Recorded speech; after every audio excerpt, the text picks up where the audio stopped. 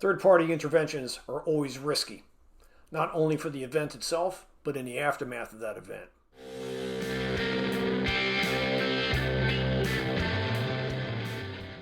Hello everybody, welcome back to Guardrail Defense. I'm Rob. So today we're going to talk about an event that just occurred in Arvada, Colorado. What happened was a man with a shotgun ambushed a police officer and murdered him. And then went back to his car and retrieved an AR-15.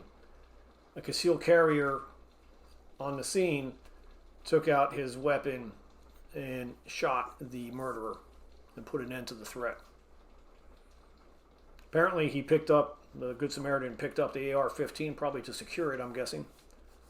At that moment, another police officer arrived and mistakenly shot the Good Samaritan to death. So there's some valuable lessons here for the concealed carry community. Now, I'm a concealed carrier, and I'm also, sounds like I have some kind of disease, but I have a concealed carry license, and I'm also the father of a law enforcement officer. And looking at, I don't want to second guess anybody here because there's a million and one details we don't know. And I want to look at this event with humility and respect so that we can learn from it.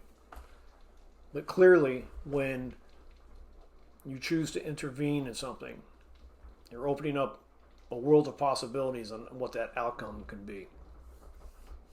If you're prepared to make that call, by all means do so. I thought that stepping in after a police officer was shot was absolutely the right thing to do.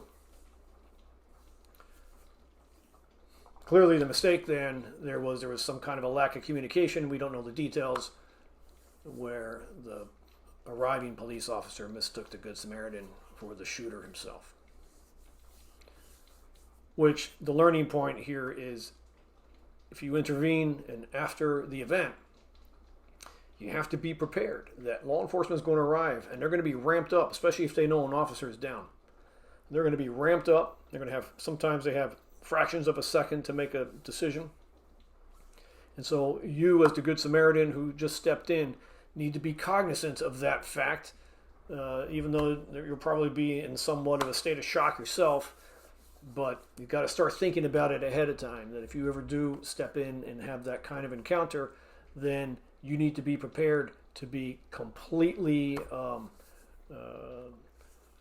looking that you are completely cooperative to arriving law enforcement.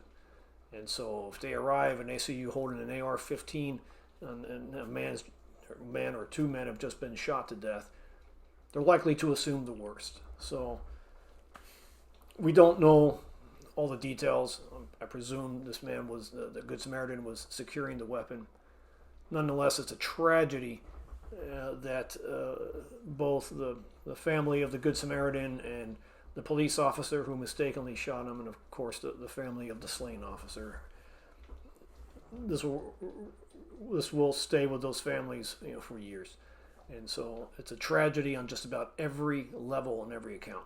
But what we can learn about it is, after the event, you got to be prepared to deal with law enforcement, and you have to be as cooperative and non-threatening as possible so that they understand exactly what transpired and that you are not the threat. So, with that thought in mind, go ahead and conceal carry and go in safety. Hope that helps.